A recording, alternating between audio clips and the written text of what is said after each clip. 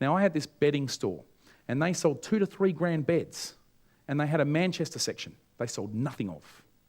And they said, Brett, look, people just spend all this money on the beds and they just don't want to buy our Manchester. Like they got it at home already. And I said, well, yeah, you've got a point, but how do those poor Manchester stores do that don't have the beds in the first place, right?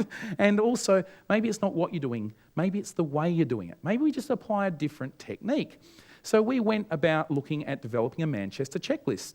So when people were at point of sale, they made the decision to purchase, they would say, while we're ringing up the order, you may just want to have a quick look through this checklist for any Manchester items and just so we can point out exactly what you need and show what's relevant. So giving them the checklist was not about saying, do you need pillows? Do you need pillow protectors? Do you need doonas? It was about addressing the problem, need or frustration to which pillows were a solution. Such as, are you aware of the 2 million dust mites in a 2-year-old pillow? Would you like new pillows for your new bed? Kind of a loaded question, isn't it? But anyway, they go, ooh, our pillows are probably more like 4 years old. And do we really want to go home with our $3,000 bed to dust mite infected, sweat-ridden pillows? No, let's have a look at their pillows.